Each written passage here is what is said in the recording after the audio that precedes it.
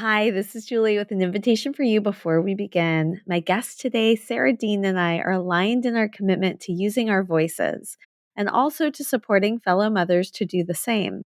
Another thing we share in common is mutual respect and appreciation for our speaker coach, Lex Vernon.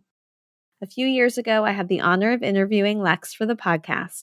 And this fall, I'm excited to participate in a Step into Your Moxie certification training she's leading. If you're a coach, consultant, or organizational leader looking for a proven system and training to help your clients find their voice and develop the confidence to use it, Lex in this training may be for you.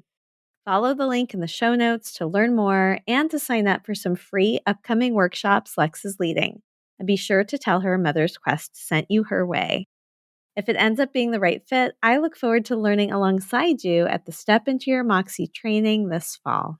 Now, on to the show with Sara Dean.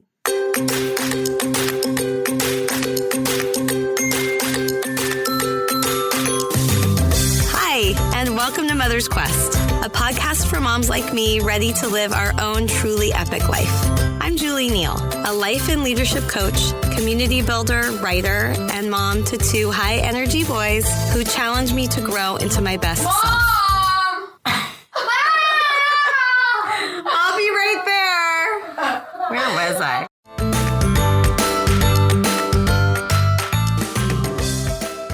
Today's show with keynote speaker, business and leadership coach, and Step into Your Moxie facilitator, Sara Dean, was 5 years in the making and worth the wait. Sara is the creator and host of the Shameless Mom Academy podcast, a top-rated podcast with over 600 episodes and 5 million downloads. As you'll hear her share in this conversation, Sara's biggest passion is helping women own their space. After enduring her own identity crisis following the birth of her son, Sara took her background in psychology, health, and wellness and rebuilt her identity one step at a time. Today, Sara motivates and inspires women to stop shrinking and start shining, and she's been stretching herself to do the same, moving beyond her podcast microphone and onto new stages, including speaking for Amazon, the City of Seattle, Charles Schwab, Inspired Mama, We Ignite, Alt Summit, and She Podcast Live, to name a few. Before I share more about this conversation, I want to welcome another amazing podcaster and mom, Nikita Burks-Hale, with this episode's dedication. Hi, I'm Nikita Burks-Hale, woman of color, mother, wife, podcaster, coloring enthusiast, entrepreneur, and above all, journeyer.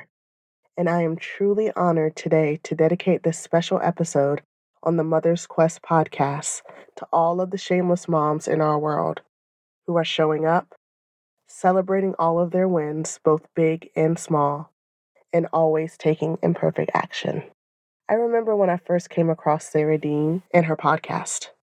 I was a tired, first-time mom making an 8-hour trip every weekend to be with my family. I was overworked, burnt out, and feeling unmotivated and unseen. But listening to Sara's content not only resonated with me, but gave me a space where I felt like I belonged. Listening to the podcast, I learned that it was okay to be vulnerable. It was okay to show up imperfectly, just as I was. And even though I felt that sometimes I was all alone, that there was a community of folks who were doing their best, trying their best, and wanting their best. And I could be a part of it. Listening to the podcast, I realized that I didn't need a solution. I didn't need to be fixed because I was not broken. I just needed to be seen, to be heard, to be understood. Watching Sara over the last 4 years that we've known each other has truly been a gift. From a small town listener to now being an assistant coach in her community, I have seen Sara grow. I've seen Sara struggle and falter. I've seen Sara admit when she's wrong and learn from her mistakes. And most importantly, I have seen Sara show up over and over again. So for those listening to this episode, I hope that you know that you are seen, you are valued, and that you can show up imperfectly just as you are every damn day. Nikita, I loved this so much. Thank you for this incredible dedication to all the shameless moms in this world, for sharing about your journey as a mother, about the imperfect action you've taken in your life, and about the impact that Sara has had on you because of how she shows up. Sara's ability to show up with a stick-to-itiveness she says is in her DNA enables her to achieve incredible things, like training for the triathlon she's in the midst of now. What I so appreciate about where Sara is on her journey is her intention to move beyond the doing for doing's sake to a thoughtfulness about what matters most and why, a shift she opens up about. I hope this conversation and the challenge Sara offers us to cut the crap and calm the chaos inspires us all to show up as Sara does, with humility and bravery, honesty and humor, and as she says, shameless every damn day. I'm Julie Neal, and this is Mother's Quest.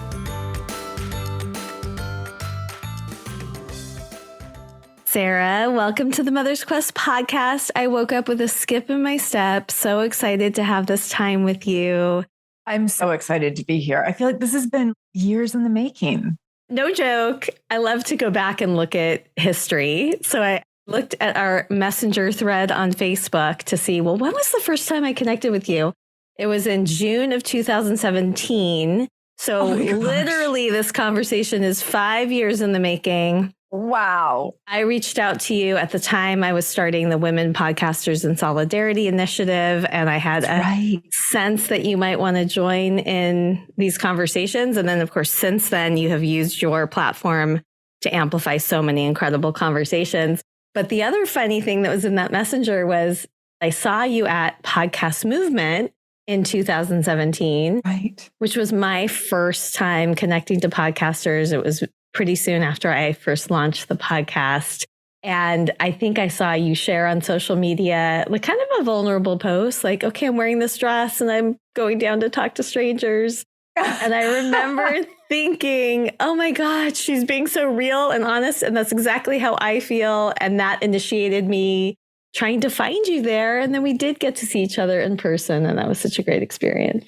Yes. Oh my gosh. And that was probably my first podcast event as well. And whenever I'm new in a space like that, my assumption is that I know nothing and everyone else knows everything, which is like a bad default. It's a real bad default. I imagine that's not completely your default anymore. Wouldn't you say you've evolved in some ways with that? It kind of depends, but sometimes I still can go there pretty quickly. I actually had a conversation. I know that you know Trudy LeBron's work, and I did a training on trauma-informed practices with her recently. And I went into that group with kind of like the same sense. And at the end of the experience, I was like, I have to say, I catch myself now that I go into things assuming that I know nothing and everyone else knows everything. And I just said it was so refreshing to be in her group.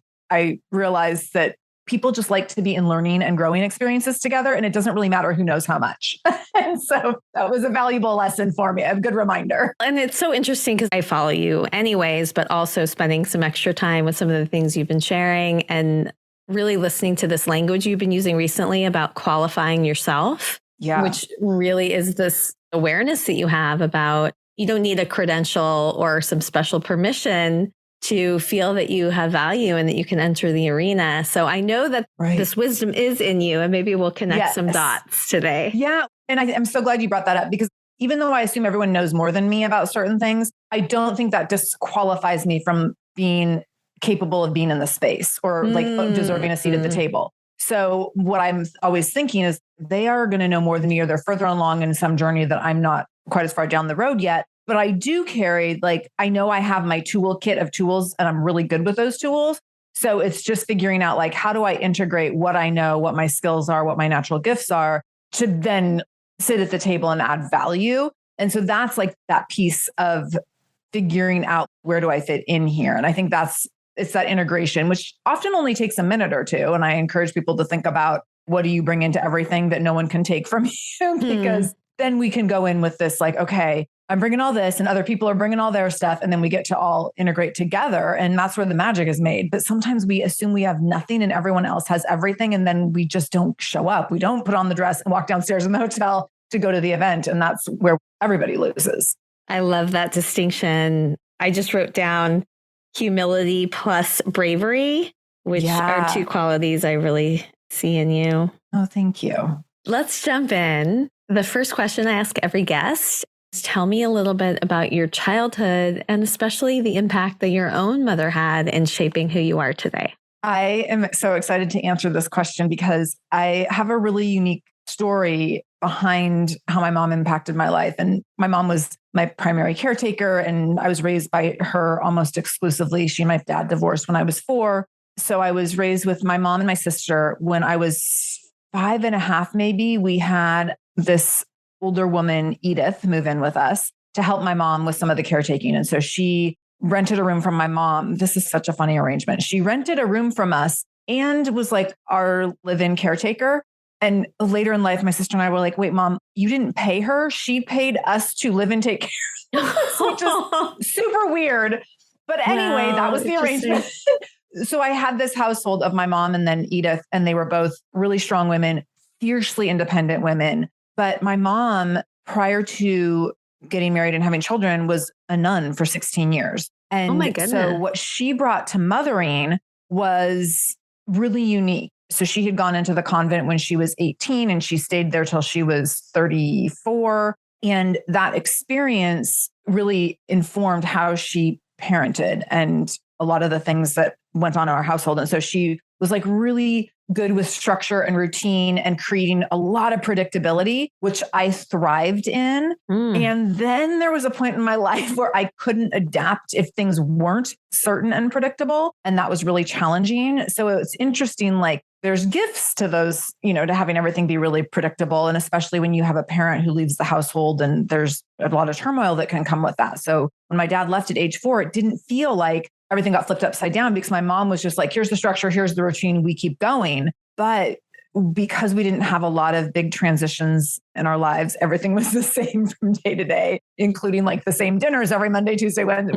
It was hard to, like going to college was a very traumatic experience because I just had never had uncertainty. So that's kind of what my childhood looked like and where some of my childhood experiences stemmed from, which I think is unique and also a fun story.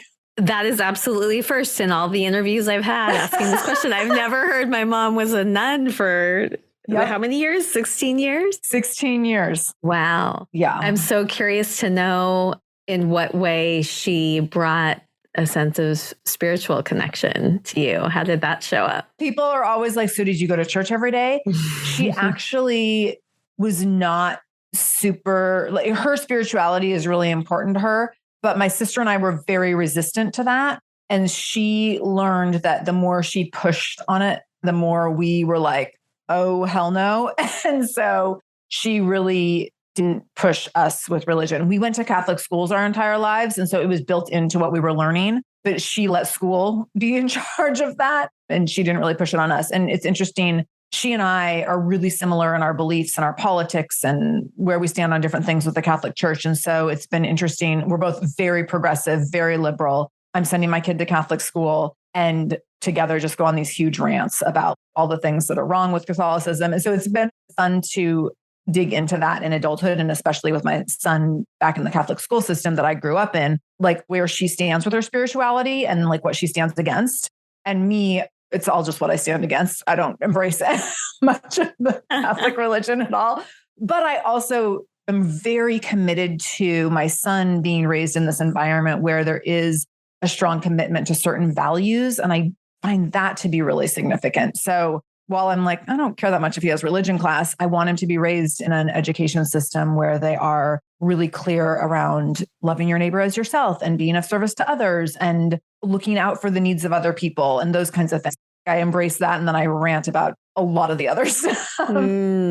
So interesting. Well, I feel like we could do an entire podcast episode about this relationship and that journey. We'll press pause on that for the moment. I want to move to the idea of living an epic life, which, as you know, is the guiding framework that has really become the foundation for my life, but also all of the things in Mother's Quest. And it's both this idea of stepping into being the author of our story and growing and becoming the hero of our own journey, And then EPIC is also an acronym mnemonic for the guideposts that I think help us live that life when we're raising our kids. We're going to delve into each guidepost, and I'm so excited to hear all the wisdom and insight you have for each of them. But before that, I'm curious, how would you frame what you believe your epic life journey has been about, or what you're most on a quest for right now? My epic life journey has been about, well, I'll give a caveat after. So it's really been about achievement. And I'm not saying that with a lot of pride, because I think I've overvalued overdoing and being an overdoer too much in my life. But achievement is important to me. So I'm on this quest of, if I'm going to do something, I want to go all the way and be really good, which has been really great. And I've also been really learning currently about, well, what is that tied to? And what is that really about? And what is your need for achievement about? And how does it relate to the way you were raised? How does it relate to a parent who was absent a lot? My father. How does it relate to being raised in a culture of whiteness? That's definitely connected to white culture, to connecting someone's value to their achievement. So I have done a lot, and I've done a lot of things pretty well. And right now, what I want my quest to be kind of shifting into is not necessarily needing to climb really high every single time, but being more thoughtful about how can you be in one place and have the impact to go wider and deeper. I'm being thoughtful about that. And I've shifted a lot in my business in the last year or so based on that, and thinking about, what do I want the legacy to be and what's really sustainable? Because high level achievement, just I've done it for 20 years professionally, and I'm not sure it's sustainable for 20 more. It's so interesting that you're sharing this, and I'm really grateful for your honesty, because in reading your bio and looking at your work in preparation for this, I was looking at 600 plus episodes. I think I'm at maybe getting close to 90, and 5 million downloads. I'm not anywhere near a million. And, I immediately started having that own feeling of like, oh my God, how was she doing this? And she's like so far beyond on these certain measures. And I'm both wanting to celebrate you, because I was having a chat with my mom this morning, telling her I was getting ready to interview you about these numbers. And she said, well, how is she doing that? And I said, well, I really want to acknowledge in her, I'm going to ask her how she did that. But I can tell you that you don't have that many episodes or downloads without tremendous discipline and commitment. She is showing up, when you said you put the dress on, even though you weren't sure whether you were a podcaster yet or whatever, but that's some serious showing up to reach those numbers. So both want to acknowledge you for the tremendous commitment that you've had. And also, I know your work. And so I know there's a lot of depth, and I've listened to your interviews, and I got to be a podcast guest with my sister. So I know that you also go deep, but I'm really appreciating your awareness about some of the things that you want to shift. Yeah. I would say my stick to it withness. I don't know if I said that right, but you know what I mean. Yes. My mom was a teacher for 42 years, and she was a nun for 16 of those years. And she got up and she did the same thing over and over and over again. And so I feel like it's just in my DNA. My dad did the same job for 25 years before he retired, and then moved on to a second career after that. I just think it's in my DNA to show up and do the same thing over and over again. That's some of it for sure. I think that there also has to be like a time to check in with yourself, to be like, well, why am I doing it? What is it for? What is the payoff on the back end? And is it still worth it? And all of that is to say it's absolutely still worth it. And this is not me saying like I'm throwing in the towel. And at this point, I'm like, I'm so close to 1,000 downloads or 1,000 episodes. I got to get there. But it really is looking at, what am I doing? Why am I doing it?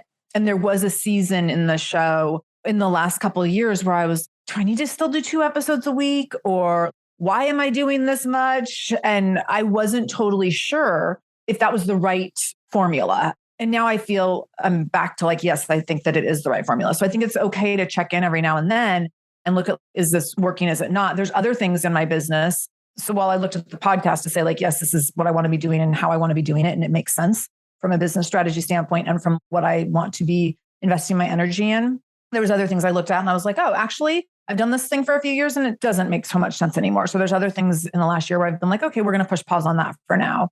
Sticking with things, also being conscientious about the things that you're sticking with, not just blindly doing them because you've done them in the past.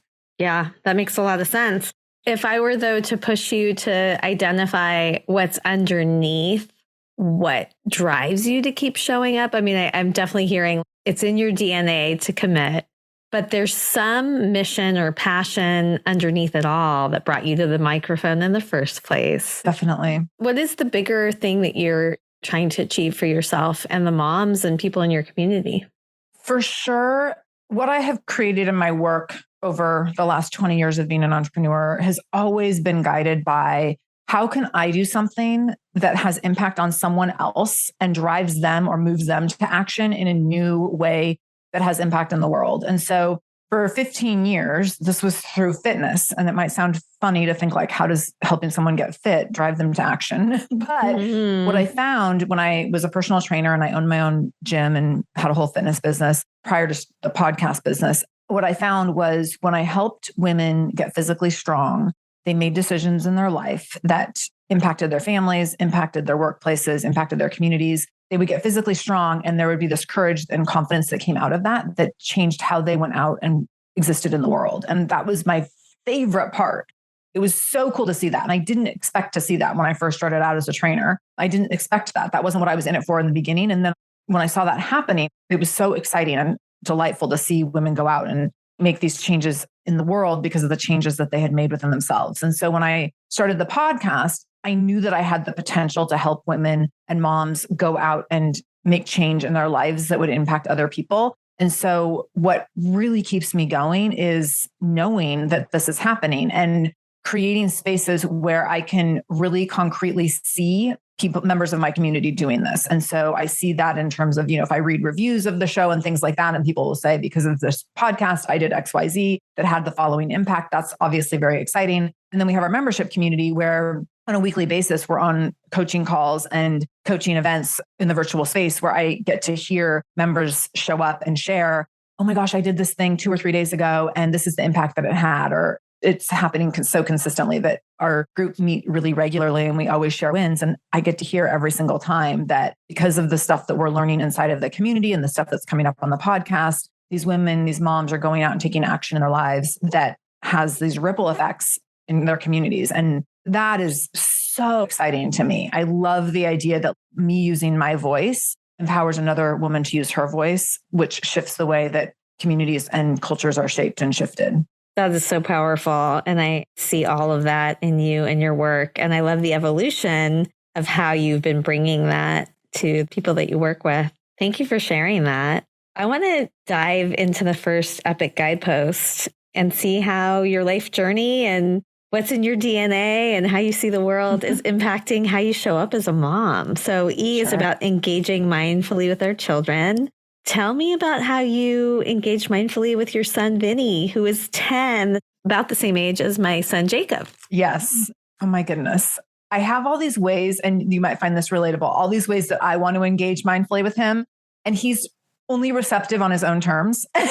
So I'm like, let's sit next to each other in bed at night and you can just tell me all your deepest secrets from the day. And he's like, yeah, mom, just scratch my back and don't talk.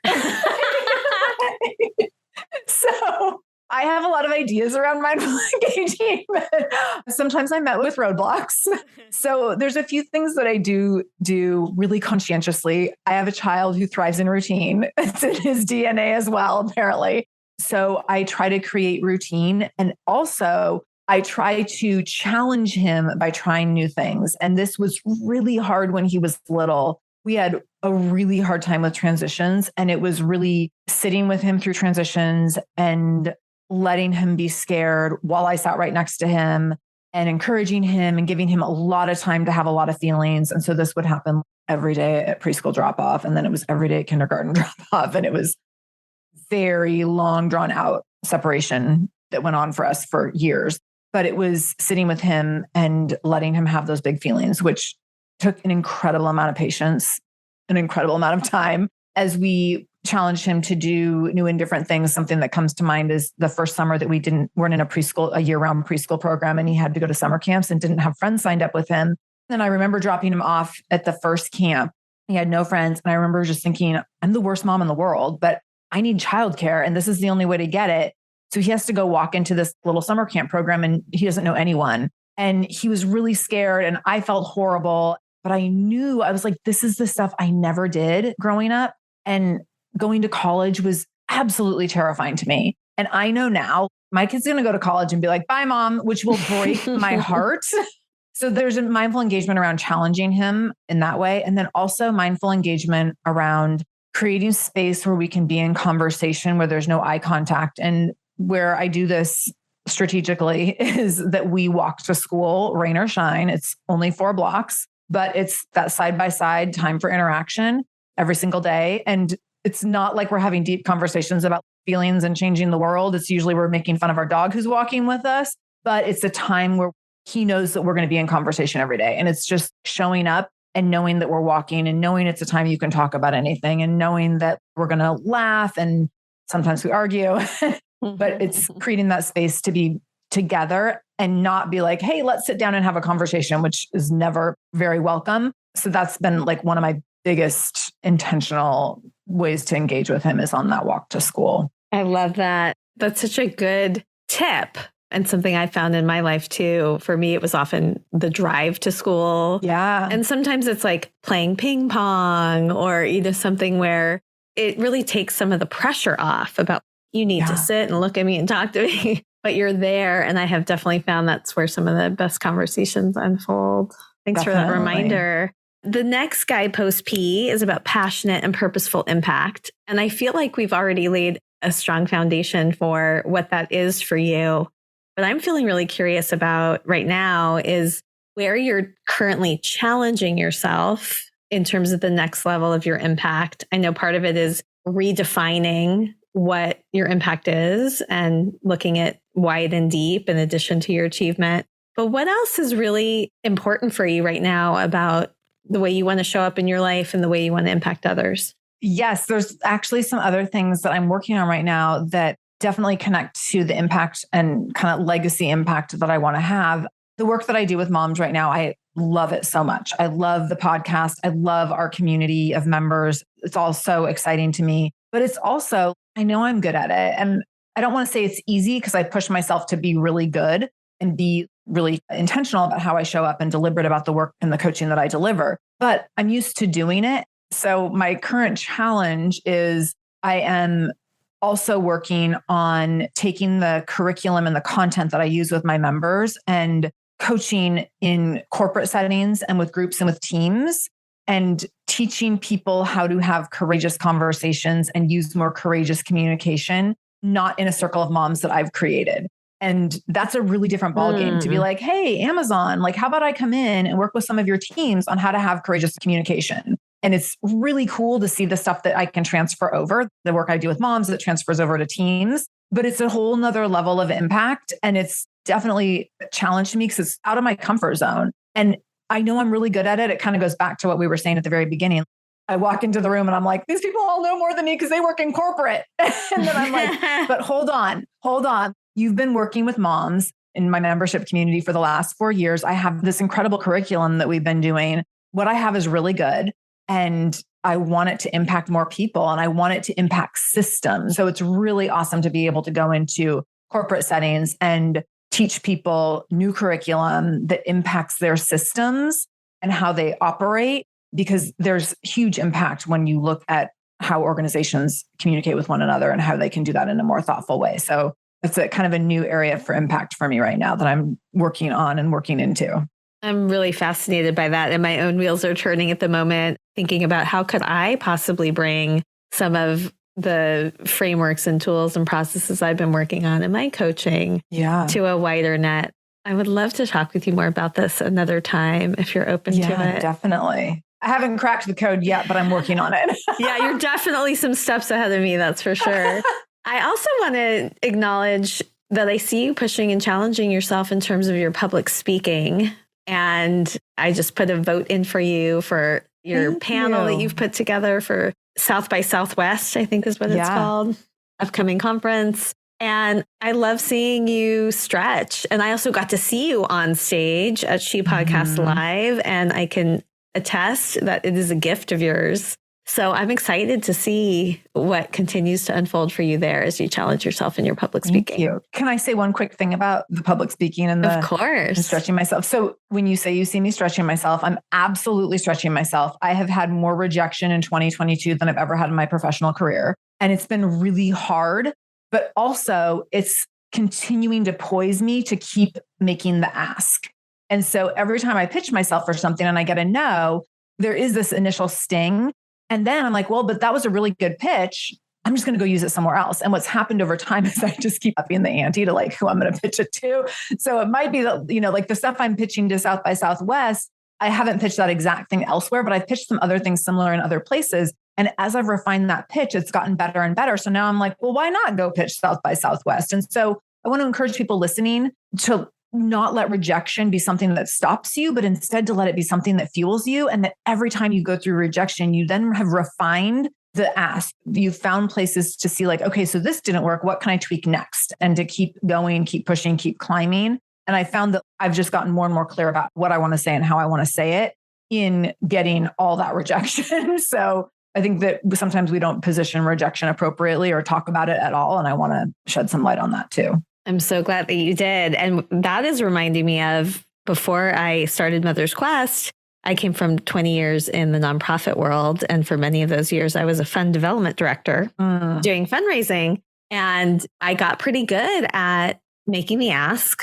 Yep. Especially, it was easier because it was for this mission that wasn't so closely personally tied to me. Yeah. I struggle more with it related to Mother's Quest, but making me ask and really learning and knowing that every time you get a no, you're one step closer to your yes.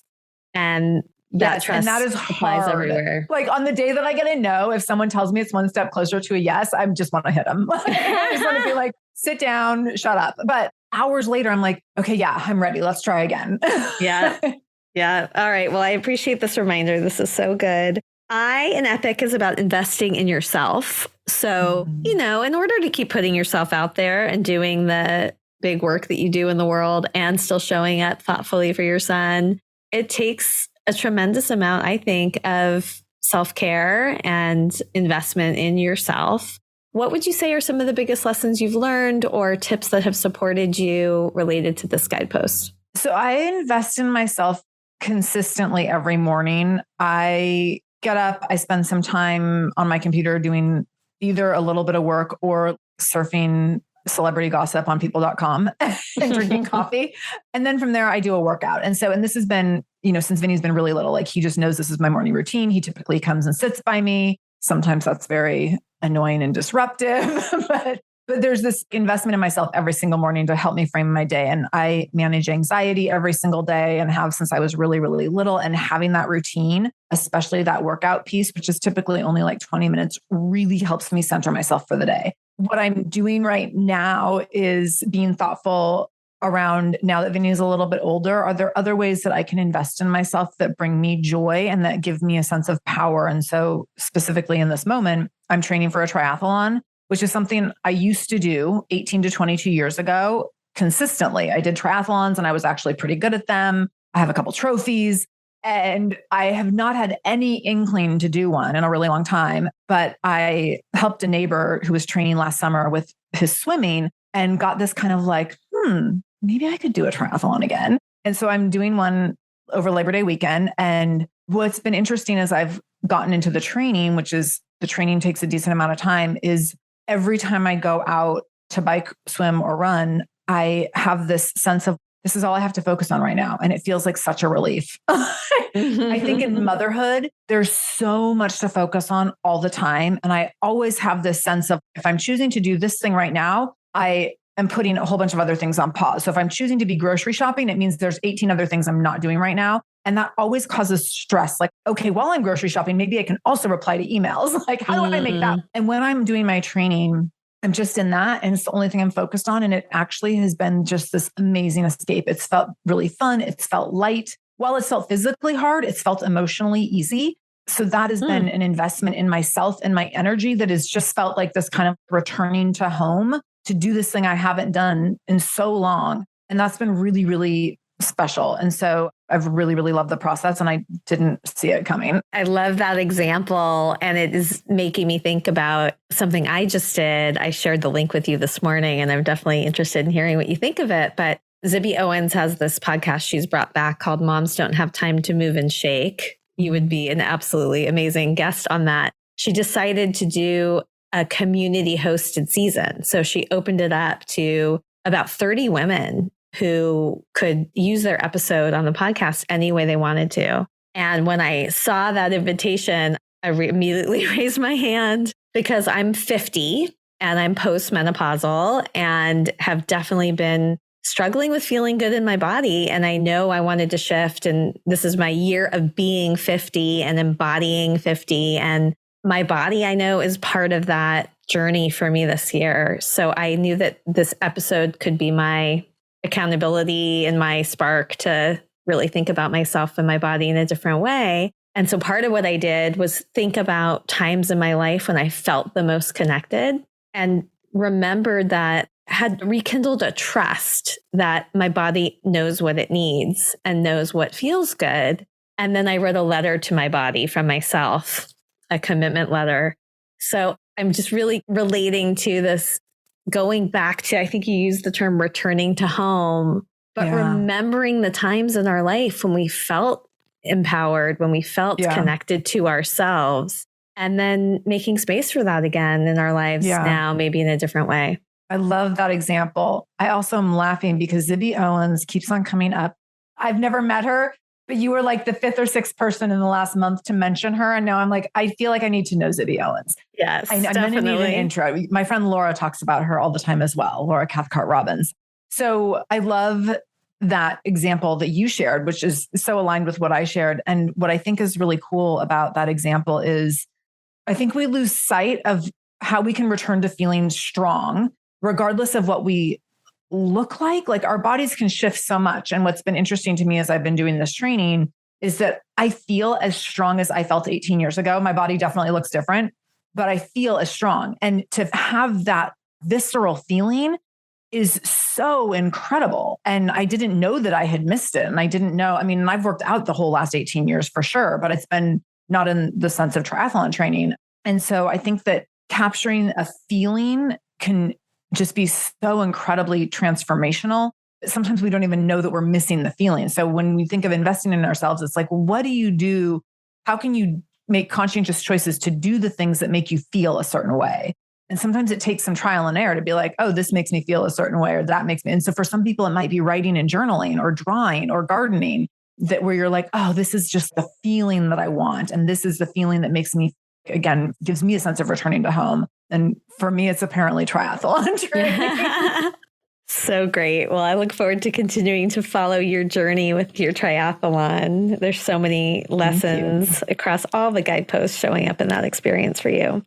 The last guidepost C is about connected to a strong support network. And this is about our relationships with our family, our partners, our friends, our colleagues. What would you say is the thing you do that helps you feel most connected and not alone on your journey?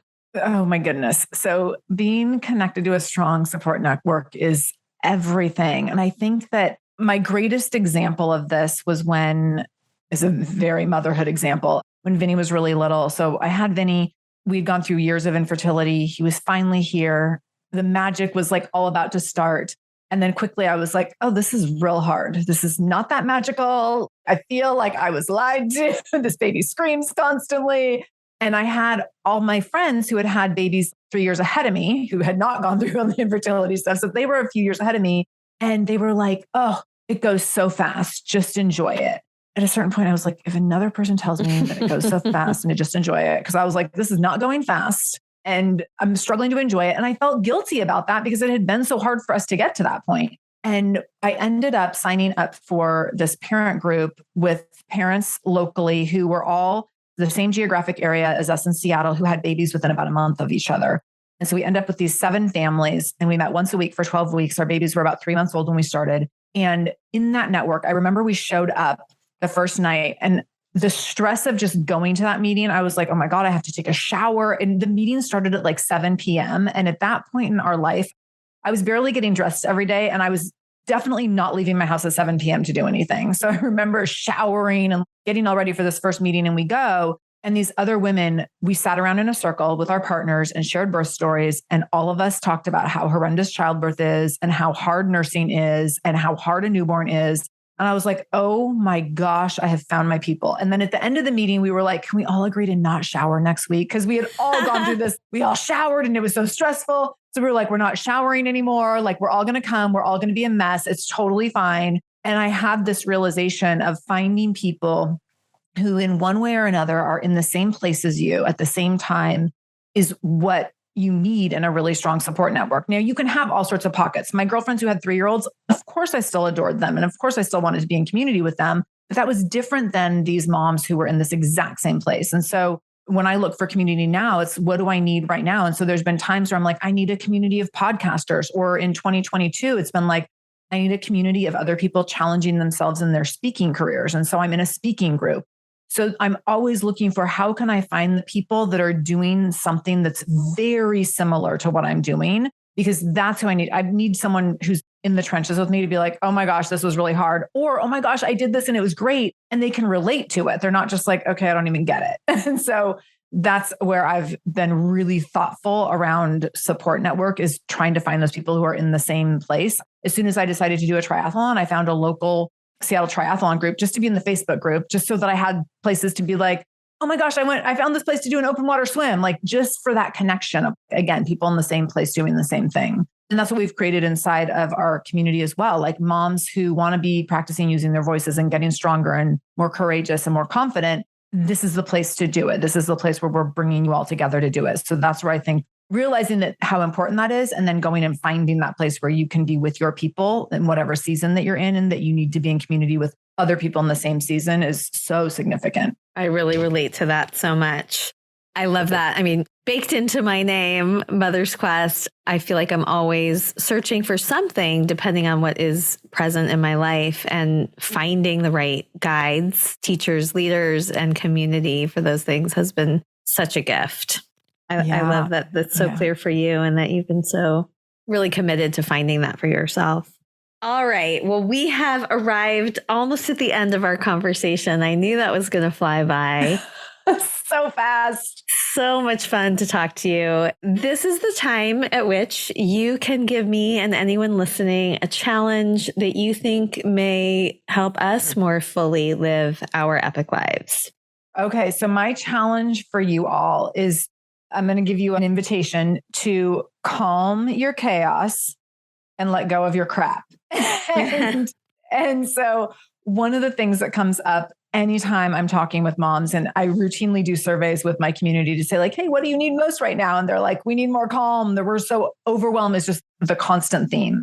As we are moving in between this season of coming out of summer and into a new school year, I think this is always a really transitional time for moms. And every year when we get to this point, our kids are in a different place developmentally, which means that we're in a different phase of parenting.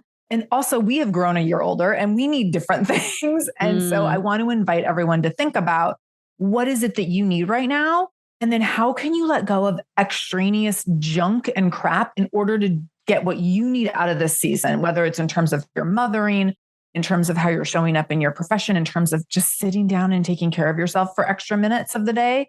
So I'm actually running a free workshop on this theme, on this topic, coming up in September. And I would love to invite your listeners to attend. Do you mind if I go ahead and let them know where to do that? Please do. Yeah. And I will make sure to link to it in the show notes. And I hope to come too. I find this time of year to be a really magical time and new beginning for not only our kids, but for ourselves. So this would be a beautiful way to invest in ourselves and to find our community. And it would be so fun to be there with other people from this community. And if you come from this community, please say in the chat, whenever I do workshops like this online, I love to know where people came from and what inspired them to show up. And so anyone who shows up from listening to this episode, please say, I heard you on Mother's Quest, or Julie sent me, so that we can give Julie some love. But it's so fun to connect with other people, to know like, oh my gosh, that's where we know each other from. It's just really special. So shout that out in the chat when you come to the workshop. So if people go to shamelessmom.com/calm,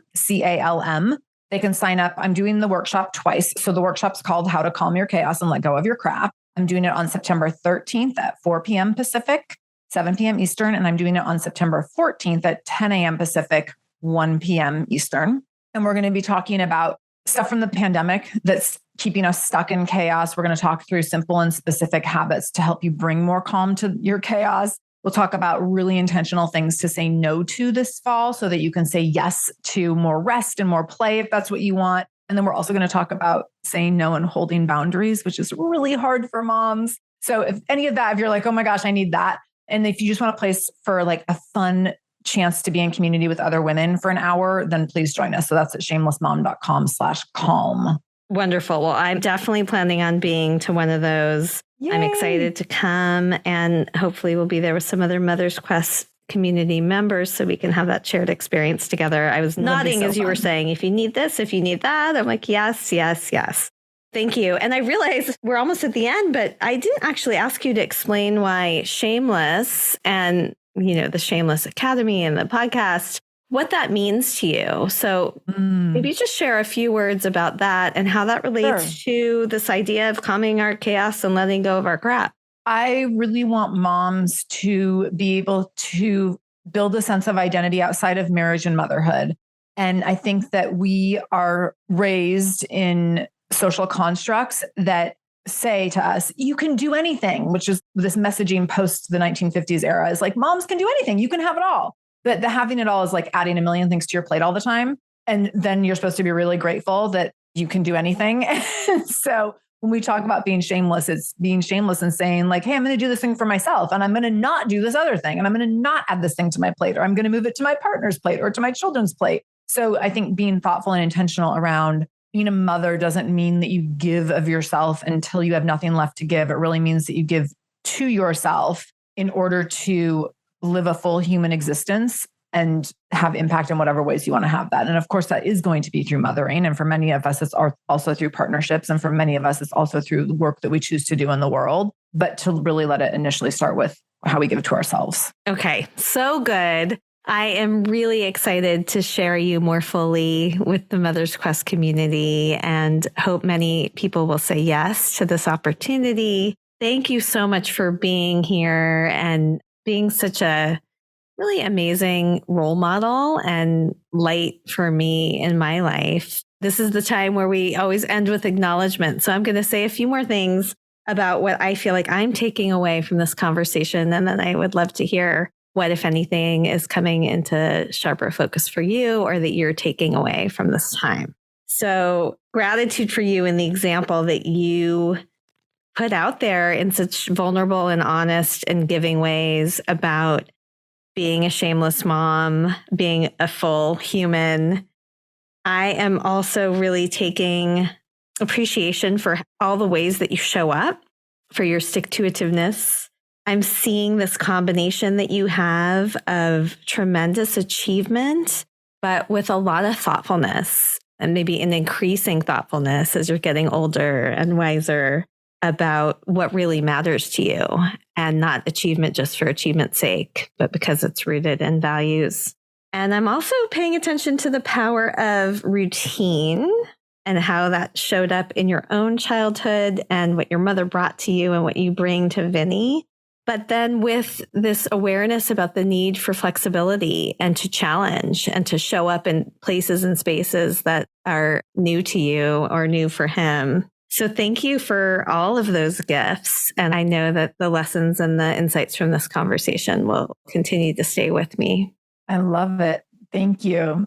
I would say I'm always reminded when I get to articulate my journey, what I've done and what it means to see it through someone else's eyes versus sharing that firsthand experience. And so just an invitation for people to talk about your journeys more frequently, because it always feels good to be able to articulate them, and you automatically connect dots in your head as you're sharing. So that's for sure. Also to be in conversation with another mom who gets it. Like we have some things in common, Julie, that are just really special when it comes to parenting, when it comes to raising sons, when it comes to being podcasters, when it comes to leading communities of women. So that is always just such a huge treat. And so I'm definitely reminded right now of what a special thing that is, and to have that shared experience. I'm really grateful for that as well. Well, thank you, Sara. I hope you have a great rest of your day and that your transition into the fall is met with the right combination of routine and flexibility. I look forward to seeing you at the workshop, and I know that our paths are going to continue to cross on our journeys. Definitely. Thank you so much, Julie. Thank you so much for coming along with me on this episode of the Mother's Quest podcast. I hope this conversation sparked something that will help you live your epic life. If you'd like to get show notes and learn more about how to join the Mother's Quest community, visit mothersquest.com. And while you're there, I would love it if you would follow the prompts to subscribe, leave a review on Apple Podcasts, and help us to spread the word. I want to end with some words to help light the way on your quest. Seize the day, love your people, honor your gifts. Until next time.